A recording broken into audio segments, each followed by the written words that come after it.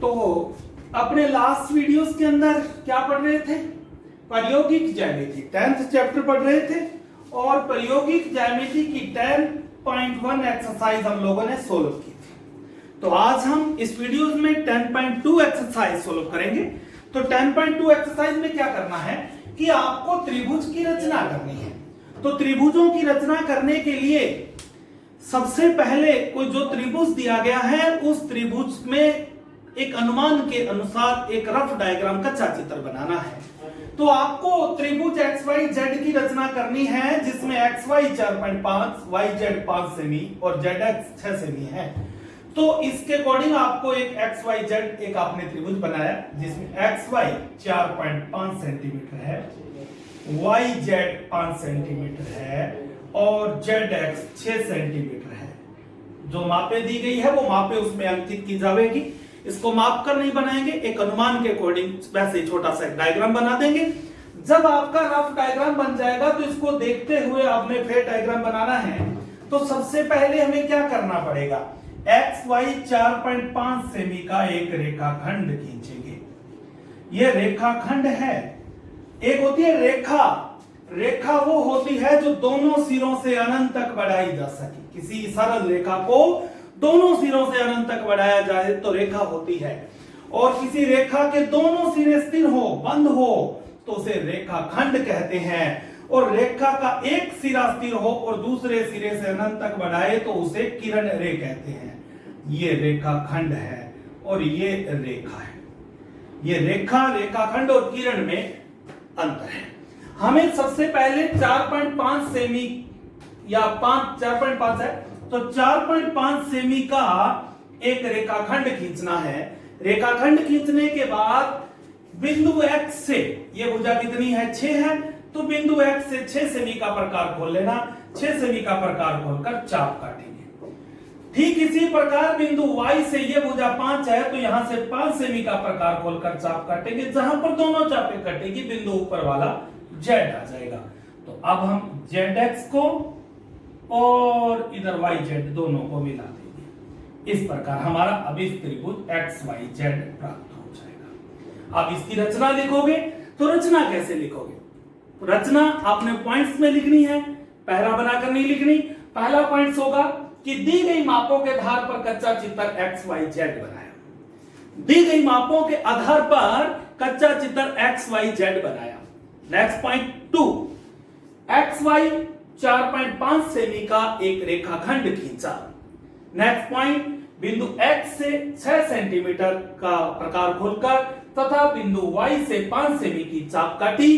जहां पर दोनों चापे कटी वहां पर बिंदु Z अंकित किया। नेक्स्ट पॉइंट, XZ व YZ को मिलाया।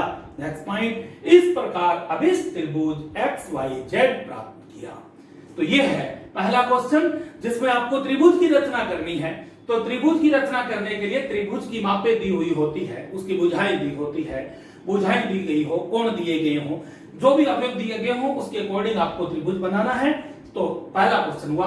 अब इसके बाद देखते हैं क्वेश्चन नंबर 2 में क्या कहता है कि 5.5 सेमी भुजा वाले समबाहु त्रिभुज की रचना कीजिए। समबाहु त्रिभुज, समबाहु त्रिभुज कौन सा होता है? तो भुजाओं के आधार पर त्रिभुज 3 प्रकार के होते हैं। अगर भुजाओं के आधार पर त्रिभुज को बांटें, भुजाओं के आधार पर वर्गीकरण करें त्रिभुजों का, तो 3 प्रकार के होते हैं। सबसे पहला त्रिभुज होता है समबाहु, दूसरा होता है समद्विबाहु और नंबर 3 होता है विषमबाहु त्रिभुज। तो पहले हम बेसिक बात कर लें। तो समबाहु त्रिभुज कौन सा होता है? हिंदी में आपने संधि विच्छेद पढ़ा है। समबाहु, अगर इसके संधि विच्छेद करें तो समबाहु, सम समान बाहु भुजाएं, जिसकी भुजाएं समान हो। अब त्रिभुज में भुजाएं कितनी होती है? 3 होती है। तो सम भुजाएं समान होगी, मतलब तीनों भुजाएं समान हो। जिस त्रिभुज की तीनों भुजाएं समान हो वो समबाहु त्रिभुज होता है। समबाहु त्रिभुज वह त्रिभुज जिसकी तीनों भुजाएं समान हो, समान माप की हो, उसे समबाहु त्रिभुज कहते हैं। दूसरा होता है समद्विबाहु। समद्विबाहु कौन सा होता है? सम समान द्वि दो बाहु भुजाएं जिस त्रिभुज की दो भुजाएं समान हो उसे समद्विबाहु त्रिभुज कहते हैं। दो भुजाएं बराबर हो, तीसरी अलग माप की हो, वो समद्विबाहु त्रिभुज होता है। और तीसरा आता है विषमबाहु। विषम और बाहु, विषम अलग अलग होती है, तो विपरीत तीनों भुजाएं अलग अलग माप की हो उसे विषमबाहु त्रिभुज कहते हैं। भुजाओं के आधार पर त्रिभुज तीन प्रकार के हो सकते हैं। आपको समबाहु कह सकता है, समद्विबाहु हो सकता है, ये था, ये विषमबाहु था। तीनों भुजाएं अलग अलग थी, ये विषमबाहु है। अब क्वेश्चन नंबर 2 में समबाहु कह रहा है, तो समबाहु का हम सबसे पहले कच्चा चित्र बनाएं।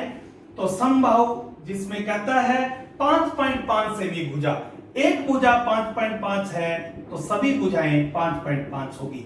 आप इसमें नाम नहीं दिया तो आप कुछ भी लिख लीजिए, XYZ ABC PQR यानी कुछ भी नाम दिया जा सकता है अगर नहीं लिखा हुआ है तो। 5.5 सेमी भुजा वाला समबाहु त्रिभुज है, यानी त्रिभुज की प्रत्येक भुजा 5.5 होगी। क्यों होगी? क्योंकि वो समबाहु है और समबाहु त्रिभुज की सभी भुजाएं समान होती है। तो क्या करेंगे, इस चित्र को देखने के बाद फिर चित्र बनाना है। सबसे पहले 5.5 सेमी का एक रेखाखंड खींचा जिसका नाम है AB। अब क्या करना है, यहां से 5.5, यहां से भी 5.5, बिंदु A से 5.5 की और बिंदु B से भी 5.5 की चाप काटी। जहां दोनों चापें कटी वहां पर बिंदु शीर्ष बिंदु C अंकित किया। अब क्या करना है, AC और इधर BC को मिलाना है। ये आपका त्रिभुज ABC प्राप्त हो गया जिसकी प्रत्येक भुजा 5.5 है। तो इस वीडियोस को देखने के बाद तो त्रिभुज बना ही लेंगे। अब तो आप सबसे पहले आपने एक ध्यान रखना है कि रफ डायग्राम जरूर बना ले, क्योंकि इसको देखकर थोड़ा बनाना आसान हो जाएगा। कुछ बच्चे क्या करते हैं, रफ बनाते नहीं, फिर देखते नहीं है नीचे कौन सी आएगी, यहां से कितनी काटनी है, यहां से कितनी। अगर ये डायग्राम बना हुआ है तो इसको देखने के बाद थोड़ा बनाने में सुविधा हो जाती है। तो आपने अपनी फिर कॉपी के अंदर 10.1 एक्सरसाइज के बाद 10.2 एक्सरसाइज स्टार्ट करोगे। तो पहले क्वेश्चन लिखना आपने राइट करना है, लिखने के बाद रफ डायग्राम, नीचे फिर डायग्राम, उसके नीचे रचना, तब एक क्वेश्चन कंप्लीट होगा। तो 10.2 एक्सरसाइज में शायद 4 या 5 क्वेश्चन है, इन सभी 4 या 5 प्रश्नों को हल करेंगे। और फिर भी अगर आपको कोई प्रॉब्लम आती है तो आप अवश्य SMS करते हुए मैसेज में जो भी क्वेश्चन आएगा उसको नेक्स्ट वीडियोस में सॉल्व करेंगे और उसके बाद हम नेक्स्ट एक्सरसाइज नेक्स्ट वीडियो में स्टार्ट करेंगे। तब तक के लिए बाय।